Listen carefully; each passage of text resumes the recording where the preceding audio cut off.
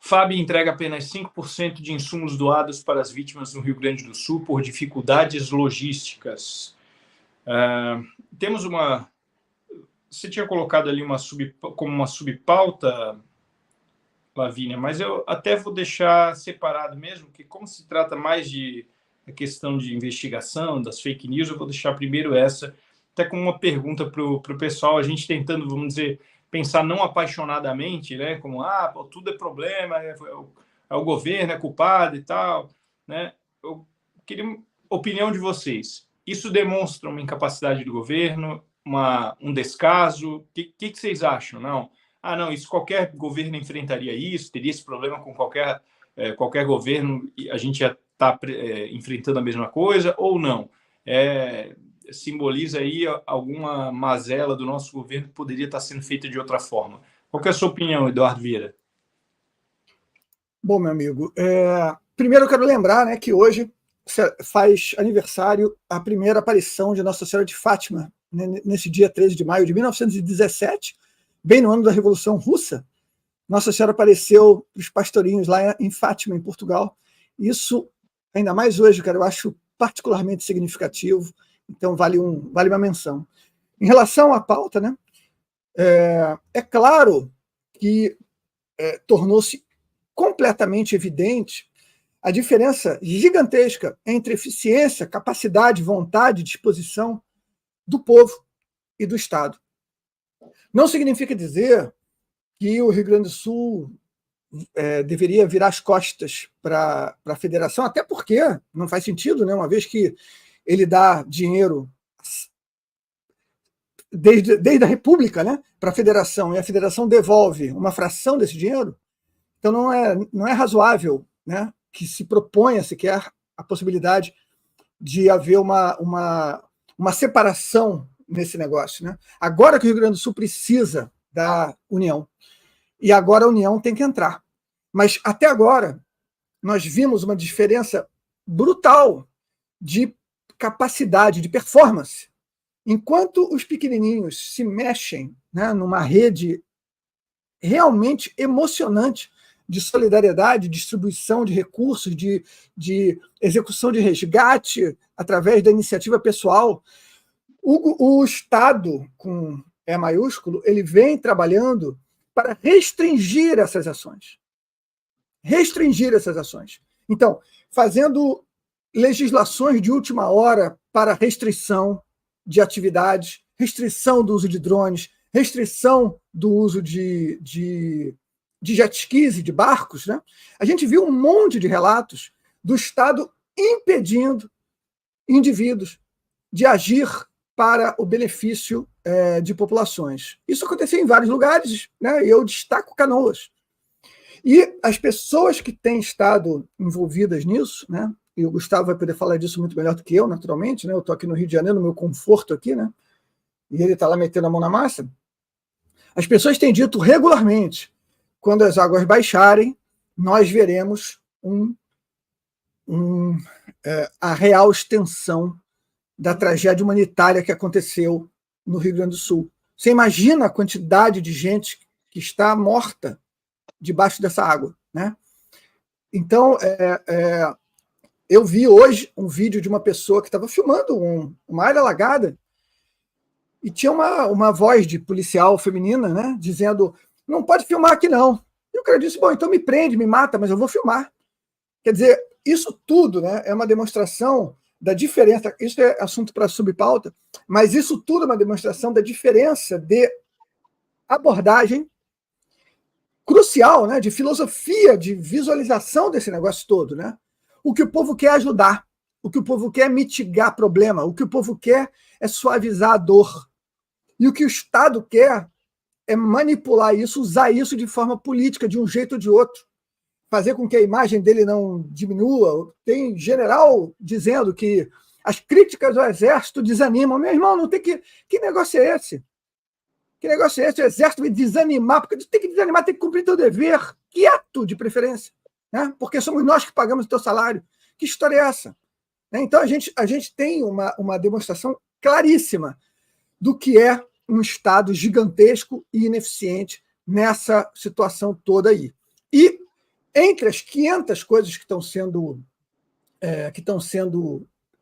ditas, que estão sendo feitas, onde o Estado está atrapalhando, uma delas é a forma como a parte sanitária está sendo, é um elemento secundário importantíssimo dessa nossa próxima subpauta.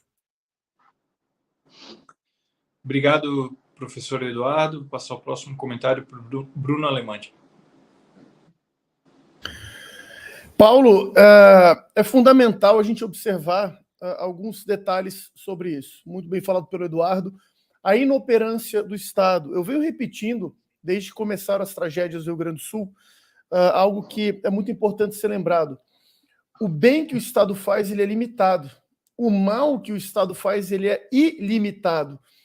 Então, ou seja, quando a gente observa, por exemplo, que apenas 5% de insumos doados, né, vai por questões de dificuldades logísticas, eu pergunto uma coisa. Qual foi a dificuldade logística alcançada pelo Pablo Marçal?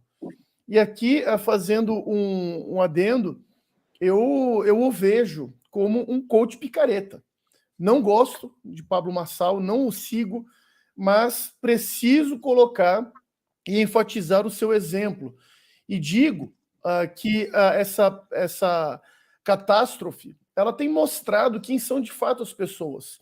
Tem mostrado mais do que nunca a inoperância e ineficiência do gigantesco Estado brasileiro. Nós pagamos um PIB semelhante, nós pagamos um imposto semelhante ao de países como França, Finlândia, Reino Unido. E temos o retorno desses impostos parecido com a Índia, ou seja, pagamos muito para um retorno mínimo. Vimos o Estado do Rio Grande do Sul, o governo do Estado, pedindo PIX. Quer dizer, quebrou as contas, né? O governador Eduardo Leite quebrou o Estado e vem passar o boné agora na maior cara de pau, na maior desfaçatez. Então, todos esses eventos, eles ocorrem para a gente lembrar quem é quem.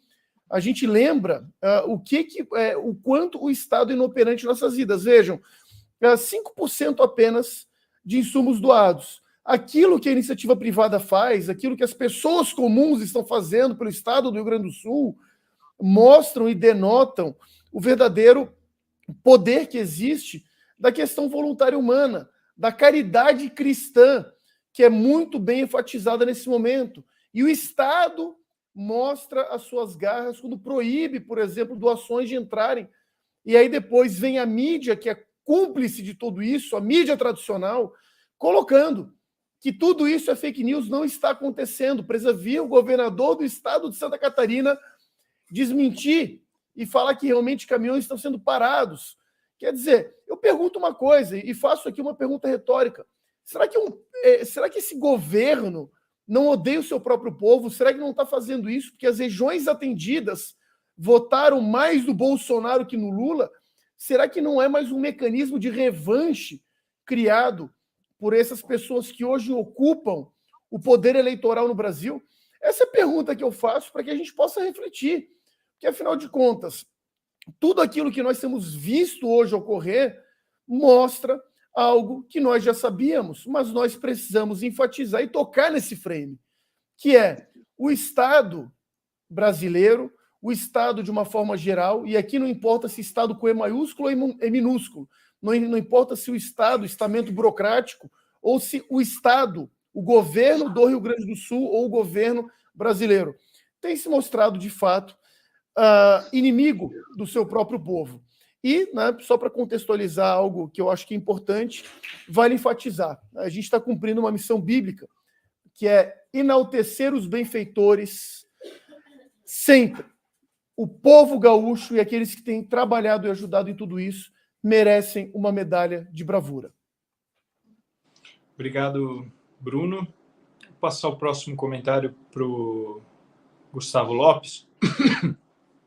Gustavo, qual é a tua opinião com relação a isso? Você tem, além de você estar aí no local onde está acontecendo tudo, você também esteve dentro do governo anterior, né?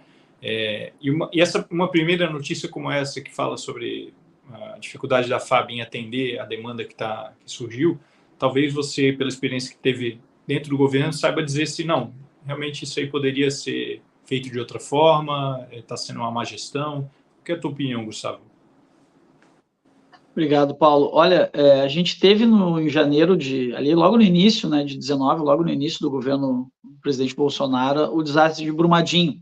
Então, a gente pode comparar as ações do governo federal naquela época, que foram imediatas, né? Eu estive em Brumadinho no dia 1, né, da tragédia, fiquei lá por um tempo, porque a Casa Civil era quem articulava as ações do governo federal. O governo federal entrou com tudo em Brumadinho, ajudando, diferentemente de agora, né? O governo federal demorou muito para entrar, e entrou, assim, mais para atrapalhar do que para ajudar. Isso é um fato, em que pese o secretário de comunicação, que é daqui de Santa Maria, não gostar que as pessoas falem isso, é isso que está acontecendo. Essa questão específica da FAB, eu quero me ater a ela pelo seguinte: eles conseguiram, né, segundo o comando aí, deslocar apenas 5% do material doado, né, enfim, das doações.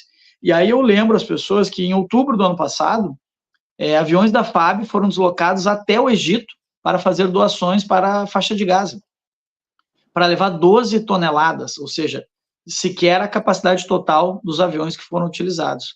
E aí, e por que eu falo isso? Porque até ontem à noite, o comandante da FAB estava dizendo que, olha, não dá para ir até Portugal buscar porque é contraproducente.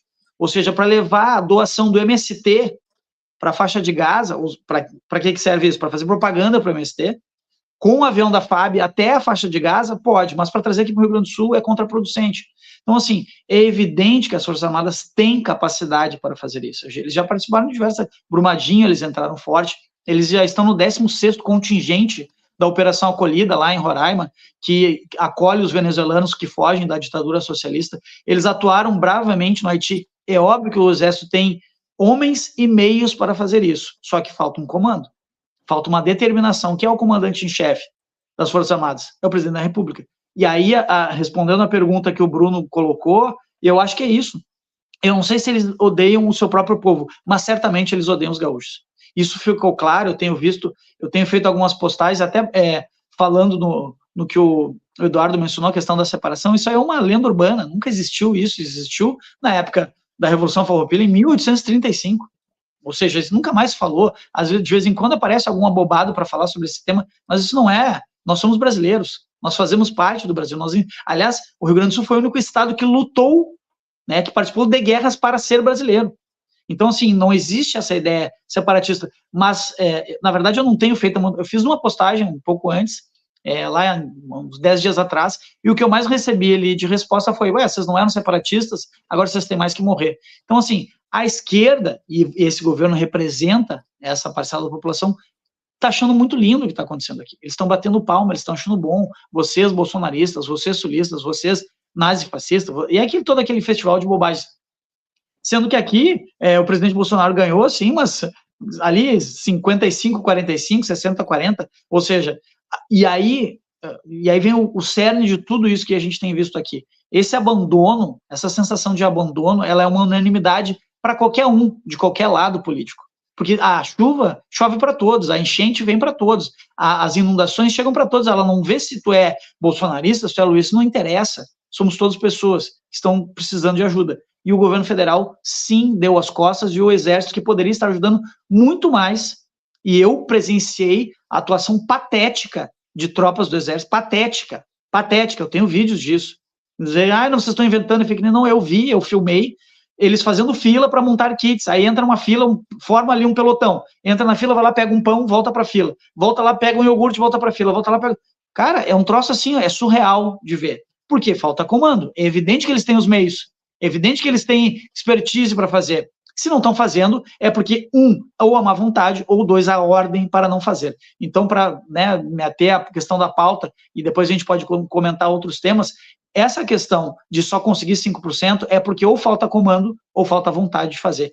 Meios para isso eles têm. Eles poderiam estar junto com a população civil, que é majoritariamente, 95% da população está dentro da água, está nos abrigos, está fazendo acolhimento, está fazendo inclusive escolta, né, de certas áreas aí que a gente não pode entrar com os barcos.